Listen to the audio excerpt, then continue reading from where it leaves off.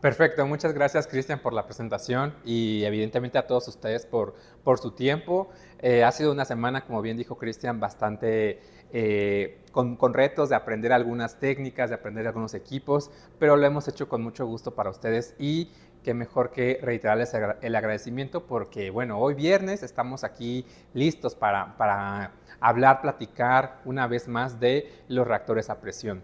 Evidentemente vamos a hablar de algún tipo específico porque hay varios tipos de reactores, pero bueno, vamos a ir iniciando con la presentación. Después vamos a ver un reactor, un sistema de reacción que tengo aquí para demostrarlo, para compartirles algunos de los accesorios, de los componentes del mismo. Y bueno, procederemos después a la sección de preguntas y respuestas. Y bien, pues usos y aplicaciones de reactores a presión en la industria química. Yo creo que siempre la industria química ha utilizado reactores. A veces los llamamos matraces, a veces los llamamos tubos de ensayo, a veces les llamamos un cristalizador, porque ahí puedo llevar a cabo una ruptura de enlaces y generar nuevos enlaces químicos. Entonces, todo el tiempo estoy segurísimo que hemos utilizado reactores a presión. Desde las primeras clases que tuvimos de química, tal vez en la preparatoria o antes, pues ya teníamos este pequeño acercamiento. Normalmente eran reactores de vidrio, normalmente eran reactores sin presión. Hoy vamos a estar saltando entre los de presión baja y presiones elevadas. Entonces, para eso preparé esta agenda en la cual vamos a empezar con lo que son los principios de reactores. De manera muy general, no nos vamos a meter a detalles de diseño, de todo lo que tiene que ver con lo que vimos en la escuela, eso no lo vamos a ver hoy. Sin embargo, solo la configuración será desafiante y será un traje a la medida de cada usuario. Bien comentó Cristian, estos equipos no es que solo haya un catálogo y que ya se pueda cotizar. Normalmente nos juntamos, usuarios y yo, y los compañeros de ventas para poder llegar a una configuración que satisfaga todas las aplicaciones que ustedes tienen. Después vamos a ir con accesorios para cada aplicación, que vamos a ver que son bastantes. Reactores de vidrio con presión. Ojo, típicamente el vidrio no se puede presurizar. Sin embargo, tenemos en Par Instrument Company, que es de la marca exclusiva que estamos hablando el día de hoy, un sistema de reacción que podemos presurizar hasta 10 bares. Vamos a ver en un momento más. Y bueno, los típicos de reacción, que también es otra línea de la que tenemos, que hoy solo la vamos a mencionar muy general, pero que también va de la mano con los reactores sin presión. Y ojo, bien importante, la operación segura de estos equipos. Y ya al final, en unas 3, 4 transparencias, vamos a hablar de la importancia del control de la temperatura. Perfecto. Y bien, pues tenemos varios productos en esta línea. La marca es Par Instrument Company. Ellos están ubicados en Moline, Illinois, a unos 200 kilómetros de Chicago. Y bueno, pues estos 126 años, 25, 26 años están dedicados a la fabricación de equipos a alta presión. Y cuentan con reactores agitados. Muy fácil, le quitamos el agitador y lo volvemos un reactor no agitado. Tenemos sistemas múltiples de reacción. Si se dan cuenta, aquí tenemos 6 balas de 75 mililitros en la cual yo puedo llevar a cabo pues un diseño de experimentos mayor, ¿no? Ya sea que de uno le cambie la temperatura, al otro la presión, al otro la agitación, a otro más la estequiometría, a otro más el volumen del disolvente, etcétera. Tenemos también reactores tubulares, que eso tenemos un webinar específicamente para ese tópico. Tenemos también lo que son hidrogenadores, que estos son los equipos que Par lanzó hace muchos años, tal vez unos 50 años, pero que actualmente todavía hay usuarios que tienen y que todavía lo siguen adquiriendo. Los equipos personalizados aquí entra toda una gama en la que Par, al estar en contacto en este caso con nosotros y con el usuario final, con ustedes, pues podemos llegar a unas configuraciones personalizadas. De manera general, todos los reactores son personalizados porque es difícil que se repita la fórmula para diferentes industrias, es decir, para diferentes usuarios. Sin embargo, en esta sección que le llamo personalizados es porque el usuario, a partir de la cinética química de reacción, ya necesita algo diferente. Por ejemplo, ese es un desarrollo de hace muchos años, pero es un equipo que puede operar de manera horizontal y vertical. Lo llamamos tilting reactor. Tenemos calorímetros, que es algo muy diferente al tópico de hoy. Son equipos que miden el poder calorífico de muestras sólidas y líquidas. Y finalmente, la preparación de muestras o lo que llamamos sistemas de digestión ácida. ¿Ok? Y bien, pues hoy nos vamos a enfocar en reactores, que es nuestro tópico principal. E insisto, todos hemos estado familiarizados con un reactor, tal vez un reactor sencillo, tal vez un reactor muy complejo, tal vez un reactor de vidrio, etcétera, pero lo vamos a ir viendo. Tengan en cuenta todas sus dudas, sus comentarios que nos quieran agregar, todo va a ser enriquecedor con el fin de que tengamos pues una mayor experiencia en este tiempo con ustedes. Bueno, quiero empezar rápidamente con algunos usuarios que tenemos en México de reactores PAR. La verdad es que ya no me caben en esta transparencia. Vamos a tratar de hacerlos más pequeñitos porque afortunadamente, pues a nivel nacional, la línea de PAR Instrument Company tiene una presencia bastante significativa. Aquí tenemos Tec de Monterrey, Viacefe, Coahuila, Polioles. Entonces, como vemos, no solo es el sector industrial, perdón, el sector privado a lo que tiene que ver con industrias, sino que también los sistemas de investigación u universidades. Entonces, todo aquí va de la mano con los usuarios que tienen que hacer un cambio, una ruptura de enlaces, es decir, utilizar un reactor a presión. Y bueno, ya sin más preámbulo, lo vamos a ver de una manera sencilla, porque insisto, si nos vamos al Fogler, ese libro que nos ayudó mucho o nos atormentó, como lo querramos ver, allá cuando veíamos los primeros semestres de síntesis de reacciones o de reactores en este caso. Y bueno, vamos a ir rápidamente a recordar que el reactor químico es un equipo en el cual se lleva a cabo una reacción química.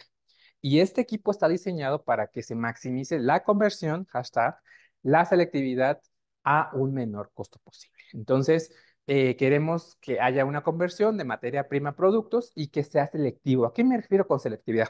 Ah, bueno, que ciertos productos se vean beneficiados en lugar de otros.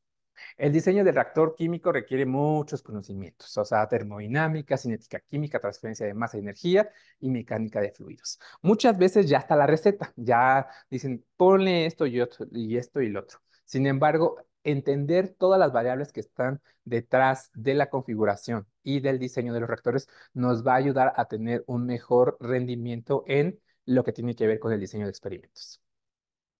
¿Cómo se clasifican? Para Instrument Company los clasifica, lo vimos en la primera transparencia, los clasifica como agitados, no agitados y tubulares.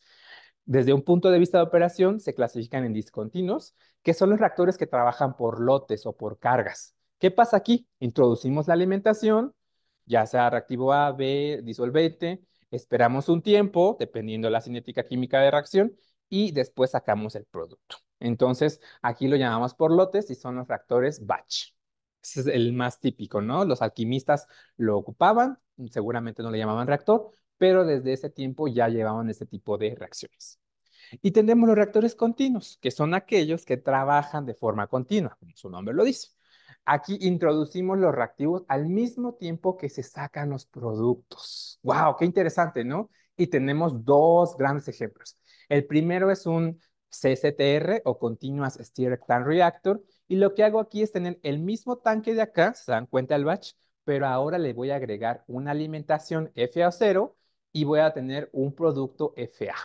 Bien interesante porque siento yo que eran de los más complejos allá cuando veíamos el diseño, pero ya en la vida cotidiana, en la vida real, pues es un equipo bastante sencillo, bastante interesante, porque justo tenemos el tanque y podemos estar alimentando y obteniendo un producto. Ahora, ¿qué pasa con los tubulares? En los tubulares lo que tenemos es un tubo, tenemos tubos de diferentes tamaños y lo que hago es igual alimentar un reactivo A, un reactivo B, pero en cuanto se juntan en el tubo, se dan cuenta, viene este color morado, púrpura, violeta y el azul. Y en cuanto se juntan, se obtiene C. O sea, yo hice este dibujito, o sea, muy trivial, ya lo voy a cambiar, pero la idea es esa, ¿no? Que en cuanto yo tengo la fracción, o en este caso el producto, perdón, el reactivo A y el reactivo B, se juntan y inmediatamente tengo C. Entonces yo aquí puedo tener pues kilos o litros y litros de algún producto porque pues yo lo estoy alimentando y lo estoy obteniendo de manera continua, ¿ok? Aquí un ejemplo de los reactores de flujo continuo. Insisto, tenemos la alimentación A, que puede ser un gas o puede ser un líquido, y tenemos que cuando se juntan en el tubo, que es la parte donde está C, pues se va obteniendo el producto C. Probablemente haya restos de A o de B o un subproducto D, pero eso ya lo tendremos que revisar en la literatura o en la experiencia. Este ya es un reactor, un diagrama de un reactor tubular. Si se dan cuenta, ya es se ve un poquito más desafiante. Tenemos el gas uno, la purga para poder hacer este proceso, un gas 2, un líquido, ¿no? En este caso tenemos dos líquidos, perdón, dos gases, un líquido para tener la alimentación y la presurización. Puede que ese gas 2 esté solamente presurizando o puede que esté reaccionando. El líquido son bombas de alta presión que me ayudan a alimentar el tubo. Todo se controla mediante un 4870, un controlador de proceso, y dependiendo cómo yo quiera obtener el producto, ya sea en un separador, en un reservorio de producto líquido, o bien hacer otro tipo de experimento para obtener otro tipo de productos, como un condensador o simplemente descargar el lote por el bottom del reactor tubular. Ajá. Y bueno, volviendo a nuestro tema de hoy de reactores a presión tipo batch, que son la mayoría que hoy vamos a platicar, veremos qué partes de la reacción son los que lo incluyen, son los que lo componen. Entonces veremos que tiene un motor para tener, pues obviamente todo el sistema equilibrado, tener la agitación, tener etcétera. Tenemos el sistema que tiene que ver con el drive magnético, el agitador. El vaso, que es donde se va a llevar a cabo la reacción, se dan cuenta, es un vaso, en este caso de acero inoxidable T316, pero hay otras aleaciones que vamos a ver en un momento más. Un sistema de alimentación, este no siempre se incluye, porque muchas veces si estamos hablando de reactores batch, solo cargo y descargo, pero algunas veces tenemos, perdón, este es el sistema ay, ya no lo, ahí está, el sistema de alimentación. Y aquí tenemos una pipeta, pero puede ser una bomba dosificadora de líquidos o un puerto para sólidos que yo pongo en el cabezal y que a cierto tiempo de la reacción lo presurizo y dejo que caiga dentro del reactor. El sistema de enfriamiento, que es un serpentín, a veces es un serpentín muy grande o a veces es solo un loop, dependiendo qué tanto me interese el enfriamiento, qué tanto me interese que removamos calor mediante un recirculador. Y el sistema de control, de manera general, tenemos un 4848, que es el que se incluye en todas las configuraciones, pero hoy veremos un controlador diferente para un sistema de reacción enchaquetado. Ok, ya en cabezal, se dan cuenta, aquí les pusimos el cabezal, ¿no? Aquí se ve el manómetro, pero no lo vimos a detalle. Sin embargo, aquí vemos el cabezal. ¿Y qué lo compone? Lo compone principalmente el manómetro para ver la presión del reactor, una válvula de desfogue para cuando yo termine la reacción poder despresurizar, una válvula para la toma de muestra líquida. Esto es un tubo hueco, un tubo buzo que va hasta el fondo del reactor, lo acciono y por diferencia de presión obtengo una muestra no significativa de líquido o de la muestra, en este caso. La válvula para alimentar gases, esto es importantísimo porque de manera general se puede presurizar solo por cambio de temperatura, por incrementar la temperatura. Sin embargo, cuando yo agrego un gas que solo presurice o que reaccione, pues ya tengo una presión mayor y para eso necesito una válvula para alimentar ese gas. Disco de ruptura, importantísimo, un sistema de seguridad y que lo tenemos que poner sí o sí para que cuando la NOM 020, apartado 8, llega y diga, oye, ¿tienes seguridad en lo que estás haciendo? Sí, tenemos este disco de ruptura, tenemos esta válvula de alivio, tenemos este otro sistema de seguridad, este manómetro, etcétera, etcétera. Serpentín de enfriamiento lo vimos en el otro, sin embargo, el otro era un serpentín grande. Este es un loop nada más de enfriamiento que entra y sale. Y el agitador o drive magnético. Se pueden agregar otras válvulas de seguridad, por ejemplo, una relief valve, dependiendo qué tanto quiera yo controlar el exceso de presión. Y bien, ¿qué variables voy a controlar en un reactor? Normalmente la temperatura, la presión, la agitación. El volumen va a depender pues, del volumen que yo decida. Recordemos que en los reactores a presión de Power Instrument Company solo podemos utilizar 2/3 partes del volumen de diseño y la dosificación que puede ser un gas, un líquido o sólido. Esto es importante que ustedes me lo digan porque yo con base en ello tendré que poner, ok, un puerto para alimentar el gas, un puerto para alimentar de manera líquida, ya sea con una pipeta de alta presión o con una bomba de alta presión, y sólidos para que haya un puerto y depende qué tanto va a haber adentro, etcétera, etcétera. El controlador, como bien comentamos, es un controlador 4848 y de manera general trae la temperatura, el control de la temperatura y una perilla para la agitación. Pero le podemos poner el módulo de la RPM, que es el de la agitación, el módulo de la presión para tener la presión digital, no solo verlo acá en el manómetro, como lo vimos aquí, o sea, aquí podemos ver el manómetro porque obviamente está dentro del cabezal, pero con este módulo adicional de la presión, el Pressure Module Indicator, lo que hacemos es tener esta presión de manera digital. Y finalmente una temperatura externa que vamos a ver en un momento más a qué se refiere. Pero ¿qué creen? Ustedes pueden tener hasta 6 módulos más, es decir, 2 módulos más porque ya teníamos 4. Entonces tenemos que poner el de la temperatura, que es el principal, y otros 6 para tener el control de la alimentación de algún gas, de algún líquido, etcétera, dependiendo qué tan preciso, qué tanta automatización requiero en el sistema de reacción. Y todavía tenemos algo más, que es un controlador de procesos en el cual ya todo se va a una computadora, no se puede operar de manera analógica o in situ, tenemos que utilizar la computadora y ya se tienen gráficas de todas las variables, todos los reactores, se pueden tener 8 reactores con 8 variables, no, con 8 variables cada uno de ellos y aquí obtengo pues un diseño de experimentos bastante desafiante. ¿Ok? Pero bueno, volvamos a las variables típicas, que es la temperatura interna. Normalmente funciona con el PID, que ya conocemos, el proporcional integrativo derivativo, y lo que hace es ir ajustando, ¿no? O sea, como bien se sabe, se hace la derivada de Laplace y tenemos este control de temperatura de una forma bastante precisa, ¿ok? Segunda variable típica, la temperatura externa. Primero les dije que era la interna, ¿no? Aquí está, módulo temperatura interna. Tengo un termopar dentro del reactor y yo le digo, quiero que esté el reactor dentro a 120. Entonces, él manda la señal al termopar como tal, a la mantilla de calentamiento para que caliente y a su vez regresa la señal para tener esta temperatura primaria, que es lo que tiene que ver con el PID. Pero ya cuando manejamos una temperatura externa, que es el segundo módulo o variable típica, yo estoy viendo la temperatura del vaso. Entonces, lo que estoy haciendo es ponerle un freno a la temperatura externa, a la temperatura de la mantilla, para que no se sobrecaliente.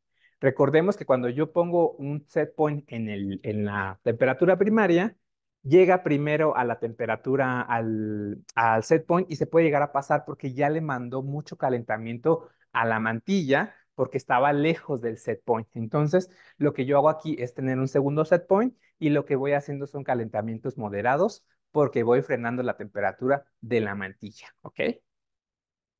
Tenemos después la agitación. La velocidad de agitación es mediante un tacómetro, se conecta en la parte del motor y lo que tenemos es de una manera digital la velocidad de agitación. ¿Ok? Aquí tenemos de manera opcional de 0 a 600, estándar, perdón, y opcional de 0 a 1700 RPM, con la operación remota y local, como bien lo vimos hace un momento. Dentro de la agitación hay otro desafío. ¿Cómo quiero que sea mi agitación? De manera general, vienen 2 turbinas, 2 anclas tipo turbina, perdón, 2 propelas tipo turbina, como en la primera imagen, y es lo más típico. Sin embargo, hay reacciones de polimerización o reacciones en las que yo requiero cierto tipo de propela, que se haga una agitación axial, que se haga una agitación ecuatorial. Entonces, aquí lo que hago es irme a otro tipo de propelas. Aquí lo importante es saber cuáles están disponibles en el volumen y modelo que yo estoy seleccionando, que con base en sus variables es el que más adecua a su aplicación. En la parte de motores, si se dan cuenta, es la parte superior del agitador, pues tenemos una gran variedad de motores, lo que hace también esto pues bastante desafiante, interesante y que siempre pues aprendemos bastante de esto. Y estos motores pues hay desde un 16avo de potencia de caballos de fuerza, perdón, y ahí de prueba de explosiones, a prueba de explosiones a nivel normas americanas o a nivel normas europeas. Entonces aquí va a depender de qué norma quiero cubrir y la viscosidad. Entonces yo tengo que ver qué motor escoger. Si mi viscosidad es alta, tengo que ver qué motor escoger. Si tengo que cubrir una reglamentación que tiene que ver con las divisiones uno y 2 que tienen que ver con atmósferas explosivas. ¿Ok? Aquí lo estamos viendo. El EITES, Appel Destin être utilis en atmosphère explosive. Esto tiene que ver con la reglamentación europea. Y bien tenemos la parte de la reglamentación americana o norteamericana, que tiene que ver con clase uno, división uno o división 2, dependiendo qué le voy a poner. Líquidos inflamables, gases, polvos combustibles, fibras, partículas en suspensión. Esto es bien interesante, pero ya es más ya meternos a la aplicación de ustedes. Entonces, normalmente vamos hasta este punto para saber qué motor vamos a elegir. Ahora, hay algunos motores que cubren las dos. Entonces, eso facilita porque digo, no, luego me dicen, no, es que no sé exactamente qué norma tengo que cubrir. Ah, bueno, tenemos uno que cubre las dos y listo. Ujú. Normalmente nos guiamos en la NOM 020, apartado 8 de la Secretaría de Trabajo y Prevención Social. Y bien, nos hacía falta una variable típica, que es la presión. Si nos damos cuenta, el pressure module, pues es ese módulo que nos va a transformar los números que vemos en el manómetro a números de manera digital. Y esto lo hace con este módulo para monitorear de manera digital la presión, el pressure module, el pressure display module, y ponemos un traductor de presión y estamos monitoreando. Ojo, este no controla, simplemente está monitoreando. Si queremos tener un control, tenemos otras opciones como un BPR que es un Back Pressure Regulator, y bueno, tenemos otras opciones en la cual si se llega a una presión dada, se puede eliminar el exceso de la presión mediante algunos accesorios. ¿Ok? Bueno, recapitulando hasta aquí, tenemos que saber sí o sí la presión máxima de operación. ¿Ok? Tenemos que tener la temperatura máxima de operación, que tenemos de manera general a 500 grados centígrados y tenemos otras aleaciones que pueden aguantar 900 grados centígrados. Ya no son típicas, pero pueden llegar a manufacturarse. Ahora, enchaquetado o mantilla. El reactor que vamos a ver más ratito es un reactor enchaquetado, pero también tenemos, y el que más se comercializa, es el calentado por mantilla de calentamiento. El tamaño del recipiente, insisto, no olvidemos que solo se pueden utilizar tres cuartas partes, perdón, dos terceras partes del volumen de diseño. Y el material de construcción también es una parte desafiante porque hay que ver si el acero inoxidable va a aguantar o necesitamos otro tipo de aleación, otro tipo de combinación de metales, ¿ok? Ahora, los reactores de par los tenemos en volúmenes de 5 mililitros y hasta 100 litros. Y como bien aquí advierte, no debemos exceder 2/3 del espacio libre, o sea, de todo el espacio que está en el reactor. ¿Sale? Y este punto del material de construcción yo lo puse aquí muy rápido, pero sí nos lleva a estar mucho en contacto con ustedes para saber si necesitamos un acero inoxidable, si necesitamos un Hastelloy C276, un níquel 200, un titanio grado 2, 3, 4 o 7, porque cada uno de estos tiene diferentes resistencias a la corrosión. Y eso es lo que vuelve bien interesante todo esto. Y la resistencia a la corrosión va a estar dada por los elementos o los metales, en este caso, que forman esa aleación. Sabemos que el acero inoxidable tiene 65% de fierro, 12 de níquel, y solo para su información, vean la diferencia que hay entre el acero inoxidable y el Hastelloy C276. O sea, es muy drástico lo que se disminuye de fierro y lo que aumenta de níquel para tener una resistencia a ambientes más ácidos. ¿Cuáles ácidos? Hay que entrar a las tablas de corrosión para saber qué va a pasar cuando se presuricen y cuando se calienten a altas temperaturas. De manera general, el que más se comercializa es el acero inoxidable, sin embargo, tenemos todo lo demás. Ahora, ojo, le podemos meter algunos ácidos débiles, por ejemplo, ácido acético, fórmico, pero típicamente tenemos que o usar un liner o utilizar mejor una aleación C276 u otra para no dañar el vaso de reacción y obviamente las partes internas del mismo. Aquí tenemos reactores de vidrio y reactores con presión y sin presión. Del lado izquierdo, un reactor Chemglass, pura presión atmosférica, y el reactor que vamos a ver hoy, que es un reactor de vidrio que aguanta 10 bares de presión. ¿Ok? De manera general sabemos que el vidrio, pues convencional, solo aguanta presión atmosférica, 225 grados centígrados, pero tenemos en Par Instrument Company la opción de 10 bar, altas temperaturas y más opciones de automatización. Lo que sí manejo como una limitante son que solo tengo reactores hasta litro y medio solo en esta familia. En los demás tenemos hasta 100 litros, pero en esta familia de vidrio a presión, solo hasta litro y medio. Ujú. Aquí tenemos una imagen justo de los dos equipos, el reactor de vidrio y el reactor de Chemglass sin presión y sin presión. Los reactores de vidrio lo podemos tener, y lo vamos a ver hoy, que el reactor de vidrio se puede cambiar por el vaso de acero y tener dos reactores en uno, lo cual es algo maravilloso. La seguridad en la operación siempre voy a hacer hincapié. Sabemos que la presión pues, atmosférica es dependiendo de dónde estemos, pero más o menos pues, es una atmósfera, pero podemos generar presión incrementando la temperatura, como lo pasa en la olla express, o bien dosificando con la válvula el ensamble de válvula doble para dosificar gas, una presión mayor. Entonces, todos los dispositivos de seguridad tienen que estar súper alineados para que ustedes se garantice su seguridad del lugar y evidentemente la prioridad es la del usuario, la del operador. Y bueno, aquí tenemos unos ejemplos que la verdad es que los hemos instalado con mucho gusto para muchas aplicaciones específicas. Este es un sistema de reacción en la cual los usuarios hacen reac- reacciones en síntesis en paralelo. Entonces, síntesis en paralelo, pues tienen sus 5 reactores, 6 reactores, modifican algunas variables y listo. Esta opción está disponible en 45 mililitros y 75 mililitros.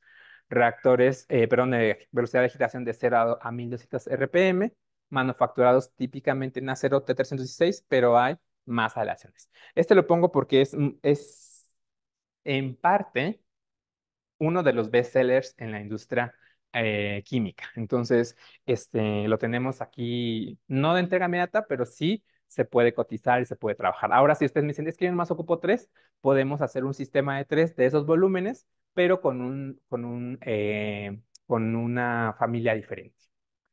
A ese mismo, en algún año, hace muchos años, se le agregó a cada una de las balitas una pipeta para dejarle caer disolvente o en este caso, un reactivo a cierto tiempo de la reacción. Entonces, cada una de las pipetas a alta presión tiene una válvula, se presuriza cada una de las pipetas con diferentes fuentes de aire para que caigan en el momento que yo necesito que haga reacción. Es decir, ese líquido está funcionando como un catalizador. Y este es algo bien novedoso. Es prácticamente lo mismo, pero en balitas más pequeñitas, balitas o reactores pequeños de 5 y 10 mililitros. Solo son 3 balitas, no 5, no 6, 3000 PSI. Se puede tener hasta 225 grados centígrados y una opción a 300. Tenemos la opción de 1200 RPM y un controlador 4848B. Esta es una maravilla porque es un precio muy accesible comparado con estos que tiene las 6 balas y la automatización con un software de proceso. ¿Sale? Y bueno, ya para ir a la parte de termorregulación, que es algo que siempre va de la mano, siempre, siempre, siempre, vamos a recordar de manera muy general que la termorregulación consiste en el control preciso de la temperatura en cualquier proceso. Ahora, en todas las reacciones químicas de cualquier industria necesitamos controlar la temperatura. Muchas veces la temperatura la da el reactor porque tiene una mantilla de calentamiento. Sin embargo, la mantilla de calentamiento no puede enfriar. Entonces, normalmente agregamos un recirculador para la parte del enfriamiento, o bien, si el reactor es enchaquetado, como el que vamos a ver hoy, pues todo el reactor necesita un recirculador para poder ceder la temperatura o en este caso calentarlo dependiendo. Aquí tenemos 4 ejemplos típicos de industria química en la cual tenemos un recirculador y el reactor. En la primera tenemos en la industria más que tiene que ver con pinturas, pero sí de industria química. En esta lo que se hace es tener 2 reactores de 5 litros conectados a 2 recirculadores. Entonces, son vasos enchaquetados. En la que sigue lo que hacemos es colocar el recirculador en los condensadores porque se tiene una mantilla de calentamiento bastante amplia. Y bueno, hay reactores en los que necesitamos unas aplicaciones, perdón, temperaturas muy bajas, -30, -40, y tenemos que ir hacia una gama de equipos que hace rato expusimos bastante bien, que tiene que ver con el Presto. Entonces, se dan cuenta, en todos los reactores hay un sistema de control de temperatura de la marca Julavo, que es otra de las marcas que manejamos nosotros en Equipar, y que hoy no estamos, en este momento no estamos ahondando mucho, pero también se puede realizar. Entonces, si se dan cuenta, cada uno de estos equipos, cada uno de estos reactores en la industria química necesita el control de temperatura.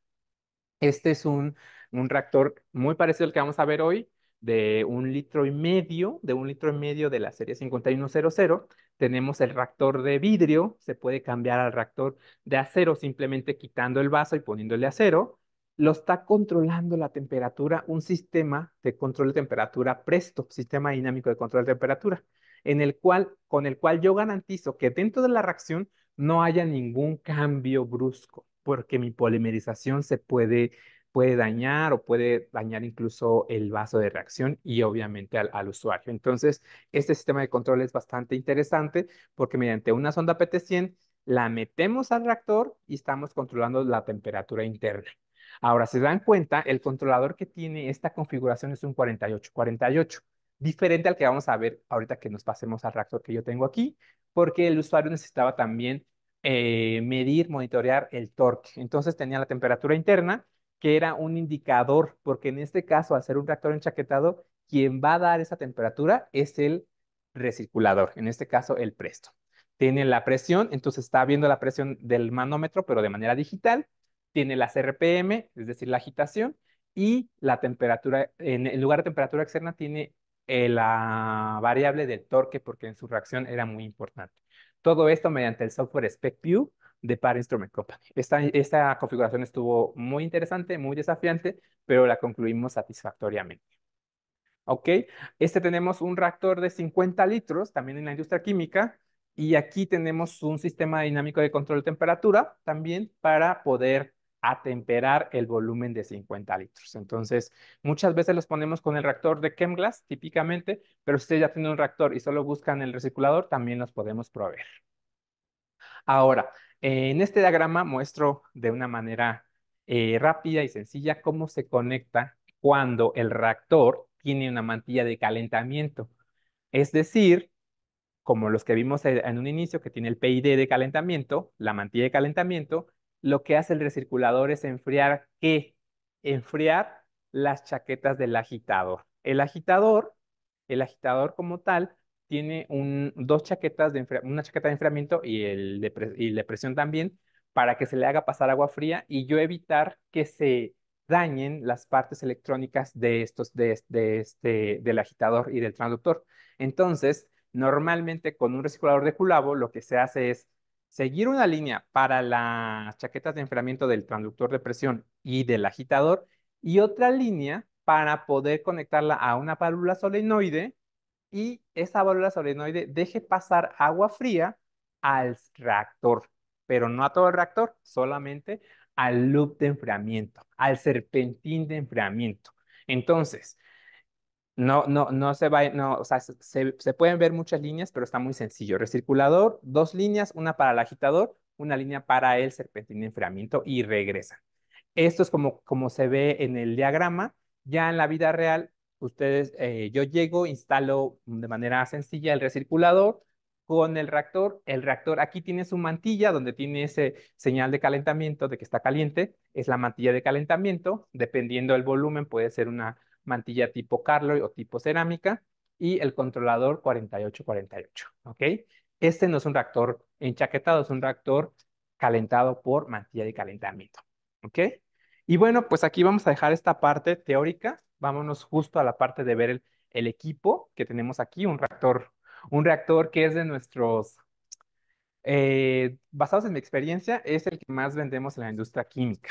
Entonces, el reactor es de la serie 5100, no pasa nada, no se tienen que aprender estos modelos. Sin embargo, vamos a hablar un poquito de él. Ahorita vamos a pedir que se enfoque hacia acá la cámara para que podamos ver qué se incluye en todos los reactores de par en el cabezal y cómo está el vaso diseñado. Entonces, de manera estándar y todo tipo de reactor a presión tiene que traer es los siguientes componentes.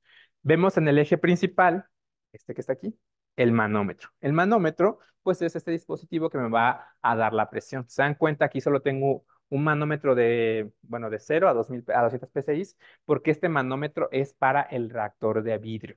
Yo ahorita puse el de acero porque es el que tengo a la mano, pero también se puede cambiar el vaso de acero por el de vidrio y uso exactamente lo mismo, solo cambio la abrazadera, esta abrazadera, y cambio un manómetro que ya viene incluido en la configuración para 1000 PSI, que es la presión que resiste este vaso. Es bien interesante este reactor porque tenemos la versión de vidrio, la coloco, cambio el anillo, cambio el manómetro y tengo el reactor de vidrio. 10 PSI, 10 bares de presión. Luego me voy al de acero y ya tengo 69 bar, casi 1000 PSI, que es este que tengo aquí, igualmente enchaquetado. Muchas veces ni siquiera tenemos que hacer cambios aquí, simplemente desatornillar el otro reactor y entrar aquí porque lo demás es exactamente lo mismo. Pero bien, regresemos a la parte del cabezal. Lo que es la presión con el manómetro, tengo una válvula de desfogue. Cuando yo la accione, y si está presurizado, pues va a sonar hasta que yo desfogue toda la presión. Y en este caso, para este reactor de vidrio, bueno, que ahorita tengo el de acero, pero que se usa con el de vidrio, se pone una relief valve. ¿Una relief valve qué es? Una válvula que está presurizada, que está calibrada a cierta presión. Y si yo paso en este caso 150 PSI, que es lo que resiste el vaso, va a abrir o va a dejar pasar ese exceso de presión para que no se dañe el vaso y obviamente la integridad del usuario. Entonces, esta válvula es útil para el reactor de vidrio, pero se incluye para en este caso, el sistema completo. Ahora me pueden decir, oye, Toño, pero si yo quiero utilizar más presión y esta está calibrada a 150, lo que hago es quitar esta válvula y simplemente pluguear. Un plug de un cuarto, ajusto y ya puedo presurizar más, obviamente ya que haya cambiado el manómetro a 1000 PSI. Porque si yo pongo este y lo presurizo a 600, pues se va a ir. Se va a ir. ¿Ok? Tengo también de este lado el termopar. El termopar pues va a estar conectado en este caso, al control de temperatura, al recirculador, para que me esté dando la temperatura interna. Tengo entrada y salida de serpentín para el enfriamiento. Tengo de este lado la plaquita donde está el disco de ruptura, el dispositivo de seguridad, y finalmente la válvula doble que me servirá para presurizar el reactor y para tomar una muestra líquida, ¿ok? O sea, es un tubo hueco que va aquí, que está aquí insertado. Vamos a verlo rápidamente por dentro, porque sí quiero que tengan una idea de lo que estoy haciendo, de lo que estoy yo viendo.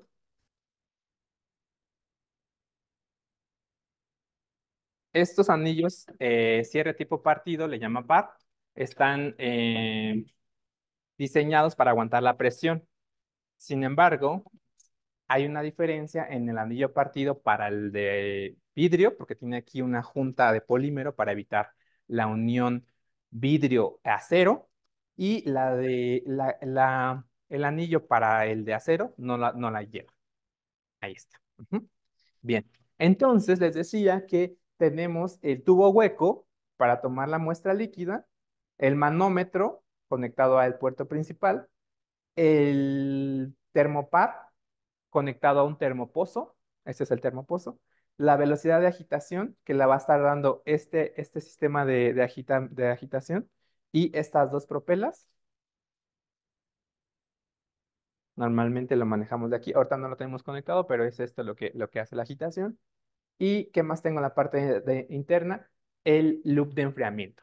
Vimos en unas transparencias que había un serpentín, es decir, un serpentín gigante para que diera más enfriamiento, pero este es un loop más pequeño. Ahora ustedes me pueden decir, oye, Toño, pero si el reactor es enchaquetado, ¿para qué le ponemos doble enfriamiento? Si se supone que tu recirculador, tu criotermostato, va a entrar perdón, va a entrar, va a ceder el calor o va a calentar y va a regresar, y yo tengo un criotermostato que caliente y que enfríe, pues ya no necesitaría utilizar agua aquí o otro medio para enfriar. Entonces yo puedo sellar estos puertos y tener mayor volumen útil en el reactor. ¿Ok? Entonces, también se incluye esta cubierta protectora para el vaso de vidrio y esto lo que hacemos es empotrarlo, colocarlo aquí en el pedestal y tener una mayor seguridad. El controlador es un controlador bastante sencillo en el cual yo solamente enciendo, reviso la agitación remota o local, quiere decir que si es remota es mediante este módulo de RPM y si es local, con la perilla. Entonces, hago la agitación, la voy a estar monitoreando aquí, pero este controlador no es como el que vimos hoy de 4848, es un controlador más sencillo porque el reactor no requiere de manera general el tener aquí la temperatura, porque la temperatura, como lo dijimos hace un momento, la colocaríamos aquí, donde está el termopar, y este termopar iría a la conexión sonda PT100 del recirculador. ¿Ok? Entonces, recirculador, chaqueta externa, como la de este reactor, ujú, y solo el controlador del reactor me da la de la agitación y la de la temperatura me la da el recirculador. Se le puede agregar a este controlador un módulo para que también se vea la presión digital del manómetro aquí, pero ese ya es opcional. Normalmente nos vamos ajustando a los presupuestos y a la aplicación. ¿Sale? Entonces, bueno, pues este fue un reactor de mis favoritos, el 5100, pero tenemos muchísimos más. O sea, este es uno de los que más se utiliza porque la gente en la síntesis orgánica, en la síntesis química, muchas veces quiere ver lo que está pasando en el reactor y después irse al reactor de acero, de acero para hacer el diseño de experimentos, pero ahora en un reactor de 316 u otra aleación. Esta es una aleación T316, pero ustedes la pueden cambiar por Hastel y por titanio, dependiendo los ambientes químicos que vaya a haber en esa aplicación, en ese experimento. ¿Sale? Entonces, pasamos a la parte de preguntas. Espero que haya muchas, espero que haya comentarios. De repente puede llegar a ser desafiante el conocimiento de reactores, pero ya que lo vemos, yo siento que es bastante sencillo, ¿no? O sea, como que, ¿dónde está el manómetro? ¿Dónde está el agitador? ¿Dónde veo esto? Ya le ponemos, obviamente, como una cara a todo lo que estuvimos platicando durante la parte teórica. Entonces, Cris, si me quieres ayudar con las preguntas que haya, comentarios, con todo gusto las vamos a estar respondiendo. Claro que sí, José Antonio. Aquí estamos al pie del cañón viendo algunas preguntas y bueno, de entrada vamos a ir viendo si ya está la liga de Survey Monkey o la liga. Ahí está. Ya nuestro queridísimo compañero Julio, que está siempre atrás de cámaras, y apoyándonos siempre, enfocando, diciéndonos, mira para acá, mira para allá. O sea, ustedes ven los webinars, pero atrás hay mucha producción por parte de varios compañeros increíbles, personas, en equipar ahí ayudándonos. Entonces, el estelar es el conocimiento del asesor, pero pues llevar los equipos pesan luego un montón, que el cuadro, que ya te saliste de cuadro, que mira siempre aquí, que la presentación, que no corre, etcétera, que alguien se anda cayendo ya con los equipos también, y bueno, etcétera, etcétera. Entonces, ya está la liga de la encuesta de SurveyMonkey para que por favor se puedan registrar con la información precisa, ¿no? Para que podamos enviar lo que serían las constancias. Y bueno, vamos a empezar con la primera pregunta. Jocelyn Torres Castillo dice, ¿hay alguna probabilidad de que se generen incrustaciones en el sistema de enfriamiento dependiendo del líquido empleado? Buenísima pregunta. Eh, ¿Qué es una incrustación? Una incrustación, pues, es un daño que se hace dependiendo por las sales o el cambio drástico de temperatura que llega a haber.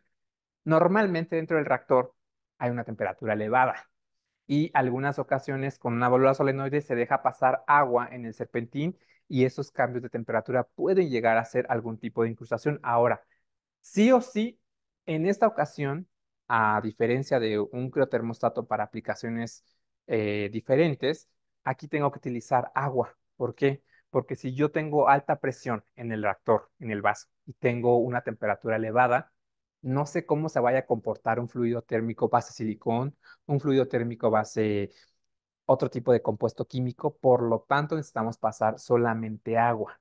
Ahora, súper interesante. Algunos usuarios hacen agua supercrítica, pero el agua supercrítica es totalmente agresiva, corrosiva, entonces, o calentamientos elevados, pongamos 300 grados, y si le entra el agua fría, pues va a ser un choque térmico. Entonces hay que estar muy al pendientes. Punto número uno, solo utilizar agua en los recirculadores para los reactores de Para Instrument Company, en esta aplicación. Dos, estar al pendiente de qué rango de temperatura voy a generar cuando entre el agua. Porque cuando sale la primera agua caliente, pues incluso si hay un pedazo de manguera, pues se ve como porque lo primero que sale es vapor hasta que llega al equilibrio y está haciendo este recirculamiento con el recirculador. Entonces sí se puede generar, pero hay varias maneras de evitarlo. ¿Ok? Perfecto. Nos pregunta también Jocelyn Torres Castillo, si es así, ¿qué mantenimiento se le tiene que dar y con qué frecuencia? Ok, aquí lo que tenemos que evaluar es si estás utilizando un fluido térmico, ¿cuál? Dos, ¿qué temperatura estás utilizando y a la máxima que estás utilizando? ¿Qué se puede hacer?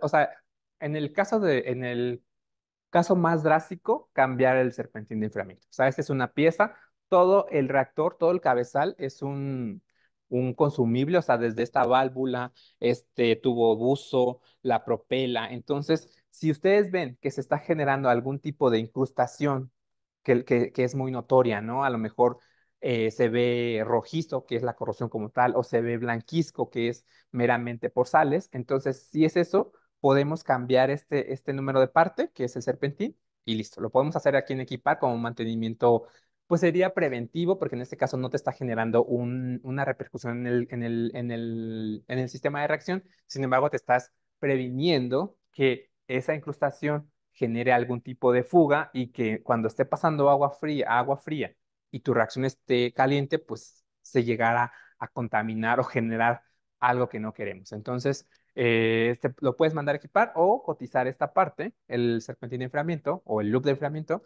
para que se haga ese cambio. ¿Cada cuánto?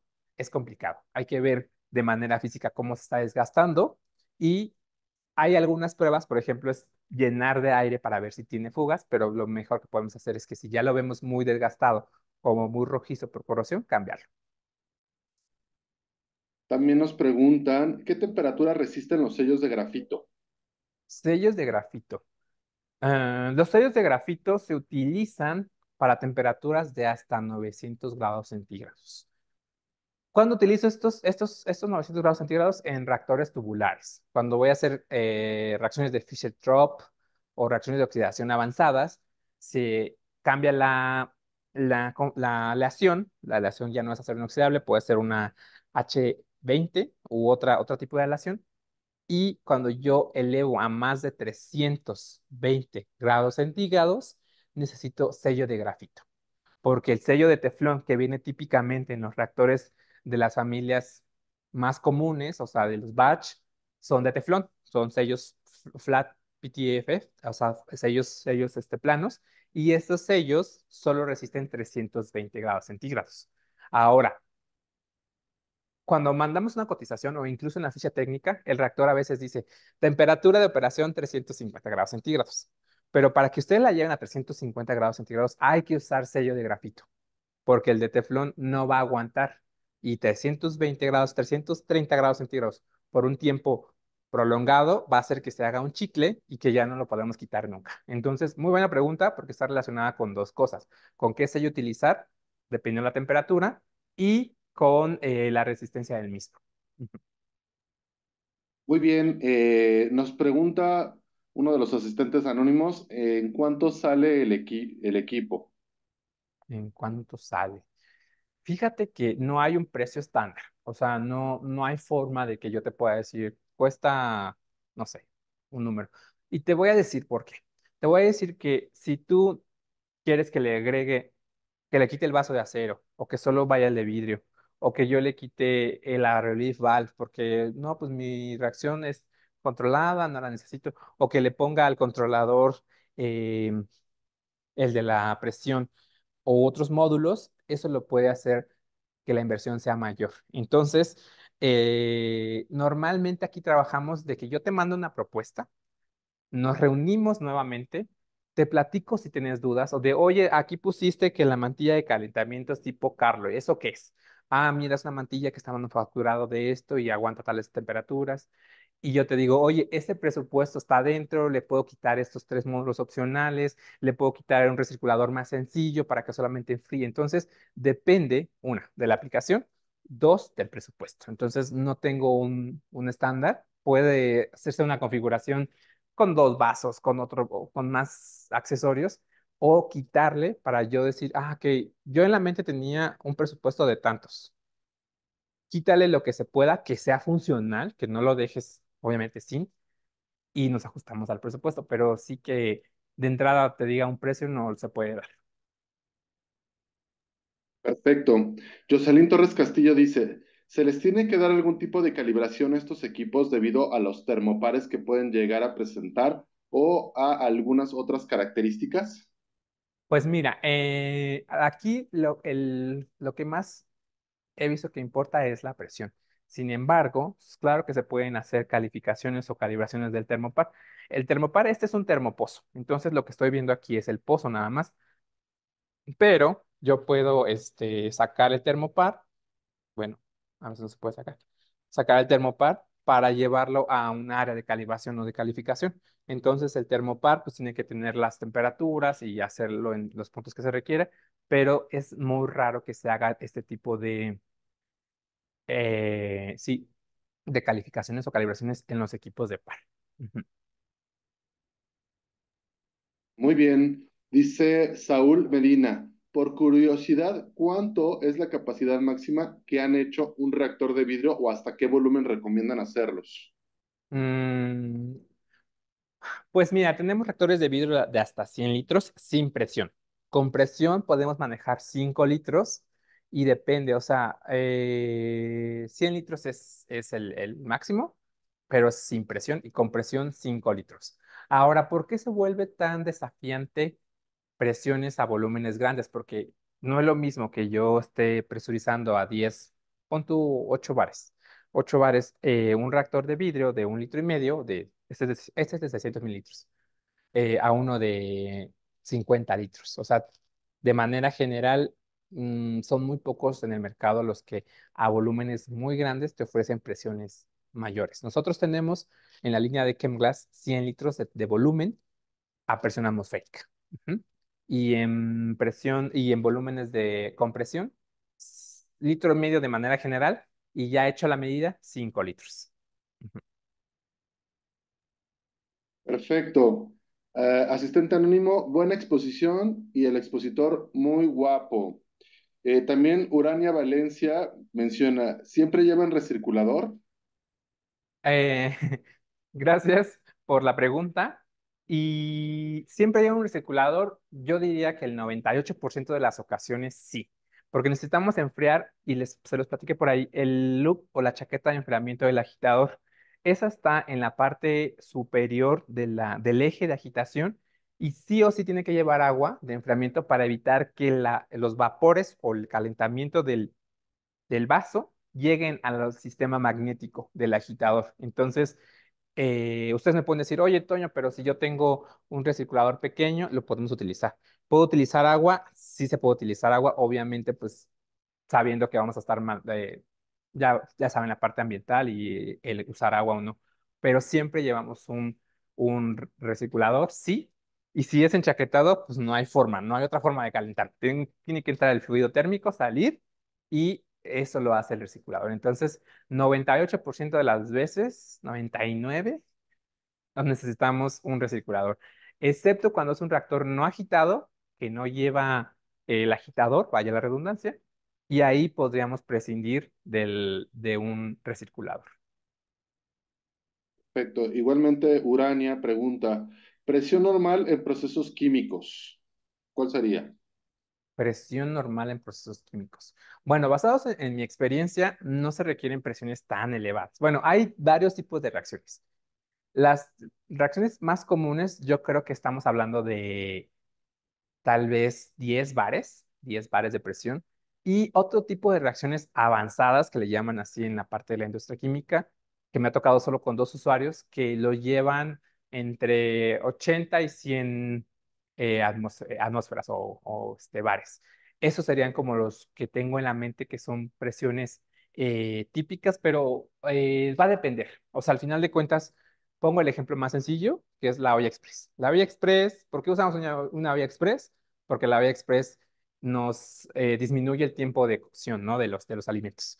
Entonces, la olla express, por puro cambio de temperatura, por incremento de temperatura, cambia a líquido sobrecalentado, vapor sobrecalentado, y genera hasta 3 bares de presión. Creo que la más que he visto es 3,2. Trae su válvula de que sería como la válvula de desfogue, esta igualita, y esa presión pues cataliza. Entonces, ¿qué tanto que tenemos que catalizar? Hay que hacer un diseño de experimentos. No tenemos como tal la receta que digas, todas las reacciones químicas requieren 100 bares de presión, porque a lo mejor a la presión tan elevada rompo otros enlaces, o sea, formo un nuevo enlace y lo rompo. Entonces hay que revisar. Hay que revisar tu aplicación, y con gusto podemos, pues, buscar en las referencias, en la bibliografía u otras aplicaciones similares. Excelente. Nancy Judith Serrano dice, ¿tienen reactores para bioprocesos? Sí tenemos bioreactores, pero ahí ya manejamos otra marca. Aquí como tal, Par Instrument Company se dedica a hacer nuevos enlaces involucrando química orgánica o algún tipo de química, ¿no? Ya sea inorgánica, covalente, como quieras. Entonces, en un proceso bioorgánico podemos utilizar dos marcas que tenemos aquí en Equipar, que es Eppendorf o Sartorius, y también podemos utilizar Chemglass, que es una línea que se dedica también a reactores químicos, sin embargo, son más flexibles y se pueden utilizar a bioprocesos, o sea, donde haya tal vez medición de pH, de oxígeno disuelto, etcétera. Pero de primera instancia, no tomaríamos a Par Instrument Company como bioprocesos, tendríamos que ir a una marca que también tenemos aquí en Equipar. Perfecto. Bueno, por lo pronto ya no hay más preguntas. Bueno, pues un placer haber estado con ustedes hoy y toda la semana y pues nos vemos muy pronto. Hasta pronto.